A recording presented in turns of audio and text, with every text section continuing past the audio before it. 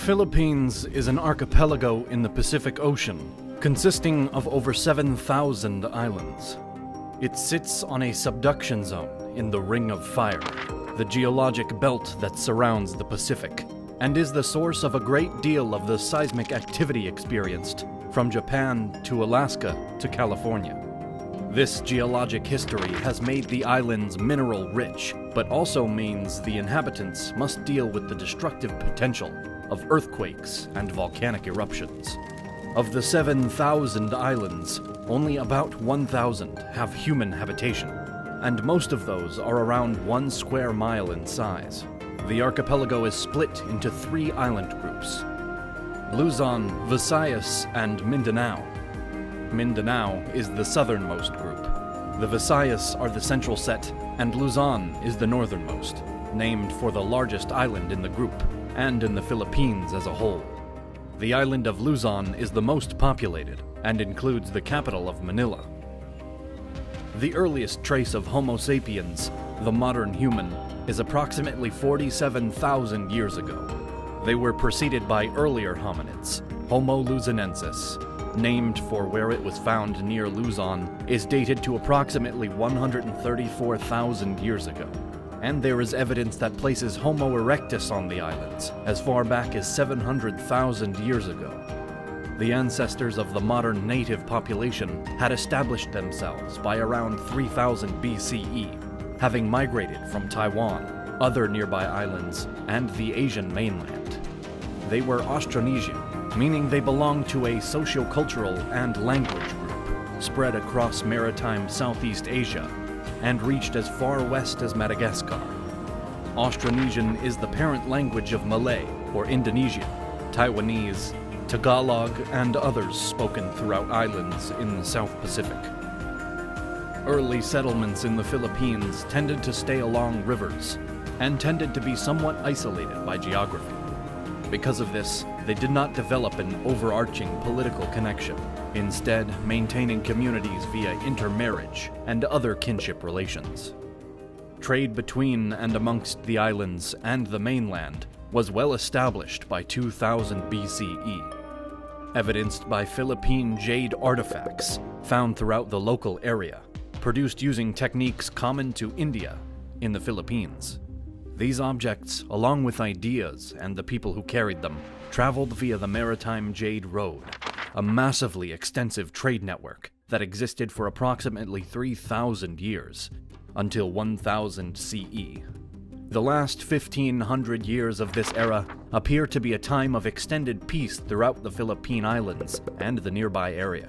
This is evidenced in part by the trade itself, but it is also supported by a lack of archaeological finds of human bones that show evidence of a violent death. Such evidence, however, may simply have not yet been found. Written Philippine history begins around 900 CE. The earliest document is the Laguna copperplate inscription, which is a record of the forgiveness of a debt. By this time, the people of the archipelago had begun to organize themselves into socio-political units, called barangays.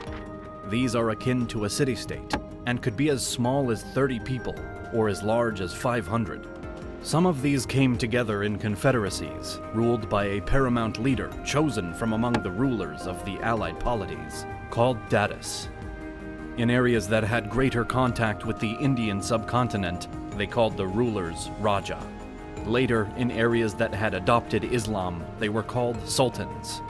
Society within these barangays was organized by class, with the highest being the magino, next the freeman, the maharlika, then finally the enslaved, the alipin, all with subcategories to specify a person's status. The early cultures of the Philippines practiced a polytheistic animism, in which all things have a spirit that must be attended in order to maintain good fortune and avoid bad. Ancestor worship was also included in this, with the ancestors sometimes taking on the aspect of animals, and vice versa. Magic and witchcraft were widely believed to have influence, and those who practiced these could be highly respected and/or greatly feared. Filipinos were introduced to Buddhism and Hinduism sometime before the 9th century CE. The archaeological record and documents found in China and India show that some Philippine barangays and islands owed tribute to the Srivijaya Empire, a powerful Indonesian Buddhist state that controlled the maritime trade in the area between the 6th and 13th centuries. Their influence was followed by that of the Majapahit, a Hindu-Buddhist state centered on the island of Java. Both Buddhism and Hinduism influenced the existing belief systems and culture, and influence was made easier by the language connections that seemed to exist between Philippines and Indian Sanskrit. Islam first arrived in the Philippines via a missionary, Makdum Karim, in 1380. He accompanied merchants and preached Sunni Islam to people in the Sulu archipelago. He is also credited with building the first mosque in the Philippines. He was followed a decade later by the Indonesian Minangkabau Prince Raja Baguinda, who also set up the Sulu Sultanate. In the early 15th century, the Chinese mariner Zhang founded Chinese Muslim communities in the Philippines. This history of the Philippines is generally organized as pre- and post-colonial. Most of the information we have on the centuries leading up to the Spanish arrival is provided through the chronicles and histories of other countries, notably China. Some of these are in passing or only noted in trade records. Others stand out, and a bit more of their story can be told. The oldest documented barangay is Tondo, a large polity located on the Pasig River Delta in the modern Manila Bay. They were associated with the nearby Manila, which was an independent barangay with whom they shared monopolies on trade across Southeast Asia. This trade was sufficiently important to the Chinese that under the Yonglao Emperor of the Ming Dynasty, a governor was appointed to oversee it. In fact, most of the documented information we have about the Philippines in the pre-colonial era comes from records of other countries with whom the various barangay interacted. China provides the most extensive of these, but there is corroborating information from Japan, Champa, India, and others. This kingdom had declined by the early 16th century and had been overtaken by the Luzon. The Luzon were the local peoples around Tondo who took the opportunity of the conquest by Brunei to assert themselves. They were a militaristic culture who were involved in wars all over the Philippines, Indonesia, and mainland Asia, sometimes under the auspices of their state, and sometimes as individuals and groups acting as mercenaries. Another largely documented state is the Sultanate of Sulu, so called even though the society pre-existed the introduction of Islam and its political terminology. In the 12th and 13th centuries, people from the Visayas area moved into the Sulu archipelago, in the Mindanao section of the Philippine Islands. They established their state and were known to trade throughout the area, including with the people of Champa on the Indonesian peninsula, some of whom moved to Sulu. There was a short war between the Sulu and the Champa in the 12th century, after which trade was normalized again, shortly before they were overtaken by an outside power. In the 13th century, according to Chinese records, the area was under the control of the Bruneian Sultanate, along with Maay and Manila. Little else is said, except that they regained their independence at some later date. They had certainly done so by the early 15th century, when its leader, Raja Baguinda, converted to Islam and was independently ruling the now Sultanate. Sometime before the 11th century, the Rajanate of Butuan emerged on the island of Mindanao. It was a mixed kingdom, with the majority of people practicing Hinduism, but the leadership practicing Buddhism.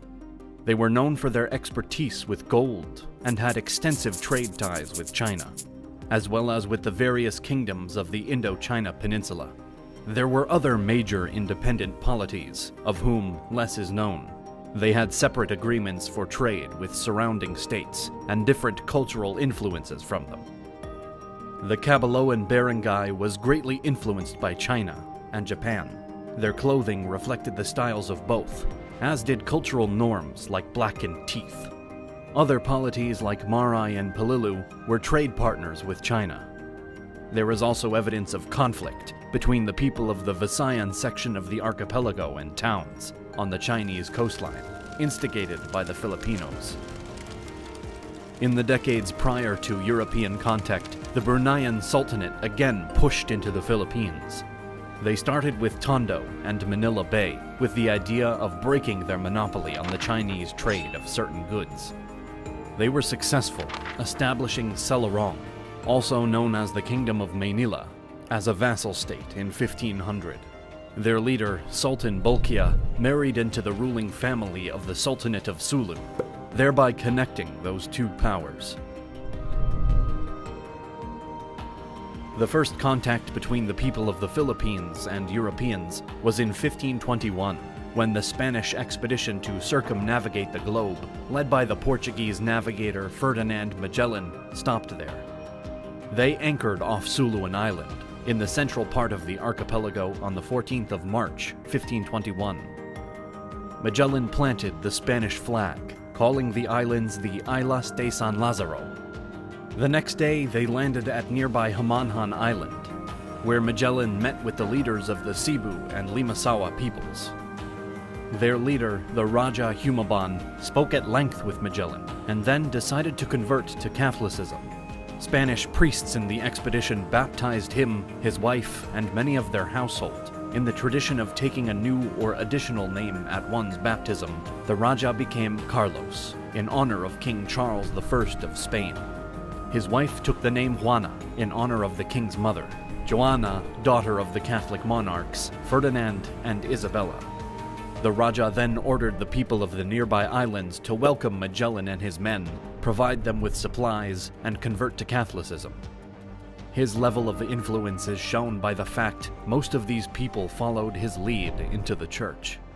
However, Datu Lapu-Lapu, one of the chiefs on the island of Mactan, refused. Very little is known about him prior to these events, except that he was Humabon's rival for influence in the area. He rejected the idea of conversion and also prevented his neighboring leader, Datu Zula, from sending gifts to Magellan. This prompted Humabon and Zula to suggest that Magellan force the issue with a personal visit, which Magellan saw as an opportunity to both show strength to and a willingness to work in an alliance with the local peoples. On the 27th of April 1521, Magellan and his force landed on Mactan and were immediately barraged with spears, rocks, and arrows. This initial attack was more demoralizing than deadly to the Spanish. Offshore, the Spanish saw this attack and shot with both muskets and crossbows, but were too far away to have an effect. Magellan's next move was to push toward the native village and set fire to some of the houses. This gave even more force behind the Mactan defense. Magellan was immobilized by a poisoned arrow to the leg, and many of his people were quickly killed. By the account of his chronicler Antonio Pigafetta, they focused on Magellan himself, which allowed a few of the Spanish to escape. Lapu-Lapu also made a point of killing all of the natives who aided the Spanish in their attack. This did not include Raja Humabon and Datu Zula. Despite their promise to fight alongside the Spanish, they stayed away. The Raja did try to ransom the body of the Portuguese navigator, but Lapu-Lapu refused any of his offers. Seeing the attitudes of his fellows, Humabon seems to have repudiated his conversion, going as far as to kill some of the Spanish soldiers who escaped the battle. The expedition continued on its way, returning to Spain the next year, having finished the first circumnavigation of the Earth. It was 4 decades before the Spanish or Portuguese again tried to take any Philippine territory.